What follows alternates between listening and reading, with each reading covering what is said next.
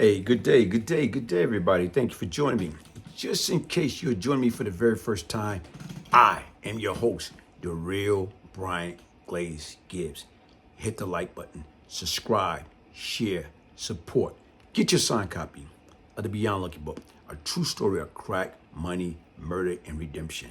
If I can change, anybody can change. To get your signed copy, email me at Bryant, Brian, Gibbs, Gibbs, 1201 at yahoo.com to place your order. In that book, I speak about the good, I speak about the bad, I speak about the ugly. Some of the most embarrassing things that ever happened to me. You know, right now, when I got beat up, robbed, or whatever, I put it in there for a reason. Because if I'm going to tell a story, I want to tell everything. So the most embarrassing stuff. You know, when I cried like a little baby, I want people to understand. So I hate when people get platformed or do a book or do an interview or they act like they're so perfect, that they the biggest, they the toughest, like nothing never happened to them. That's not reality. Like they never took a loss. Everybody took a loss one way or another. They're just not man enough to admit it. What I'm going to address is this. I'm going to address this character once and for all. Mr. 3 Toe Down. 10 toes down, A.K. Shaft. You know, automatically right now is he coming out with all type of accusation. Because once again, I never knew him. I didn't know nothing about him. All of a sudden right now, within the last year or two, he started putting out little pieces talking about me. Okay, cool, that's your right. But the difference is right now is now when something land on my lap about this individual, who he really is, and I expose him, about the Merle Cooper program as him being a peer counselor, whereas he was Miss Sweeney pet. He did everything he needed to do to stay in that program, to stay in good grace. He became a jailhouse sneaky snitch. He'd get guys that wouldn't confide in the counselor or the case manager or anybody else. Some of these guys didn't even confide in their lawyer. But here it is, Mr. Hi, talk back to me. I'm your friend to the end. I'm 10 toe down. I love you, brother. I got you back. He got them to confide in him like he was trying to help them in that program. Keep in mind, that program was initially for sex offender. But different? Was it still? Did they tweak it? But right now, he was part of that program. And he got so many inmates to confide in him.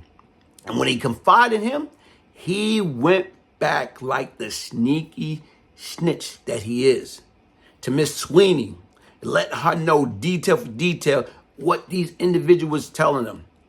That's what happened. She took that information to the district attorney. She took that information to the parole board. She took that information to where? That information hurt some of these guys' appeal process. That information hurt some of these guys at the parole board. But once again, how many of these individuals he tried to get them to go on the hot seat? Stuff that they confided in him like he was the priest. They confided in him. They trusted him. Trust nobody, guys. Don't talk your business, your case with these idiots. They're not your lawyer. The same information that you gave to him, he turned it back and used it against you to curry favor. So once again, he's the worst rat in the world. Why? Because he's sneaky about his BS. You know, and what did he get out of it? Some commissary cookies? Was it worth it? Like I say, here it is with this individual. He came out was talking about he be sending me a little, hey, listen, man, let's keep this beef going. Right now for views, for promotion. It's good for both of us. I don't get down like that. I don't mess with snakes. And then he came back with an allegation talking about, me and Ro. Okay, Ro is known as a booty bandit. You know what I'm saying? For years. And the difference is right now, I know who he is. You know what I'm saying? I knew him from the street as a kid. And every time I used to be around Ro, I used to have my hand on my joint. Why? Because once again, I heard what some of the shit that he did to other dudes. But once again, everybody know who to mess with. So right now he talking it, well, Ro did this to you. You mad? Tell people that Ro F you. And like I try to tell people, man, listen, my name is my name. Regardless of what. Only stain on my name is me cooperating, me flipping, me telling, me being a snitch. It's nothing homosexual. It's nothing, that any man did anything to me. So you try to say me and Ro was in prison. Like I said right now, me and Ro never was in jail together. So I don't know where you're getting your information from. You probably get it from Rick Martin, my old co-defendant. That did the one I used to look out for, the one I got a appeal lawyer, the one I used to take care of his family, take care of him for years. You're probably getting it from him. Because I know right now, he used to mess with guys. He did 30-something years. So each his own. You know what I'm saying? Y'all probably used to mess with each other. I don't know.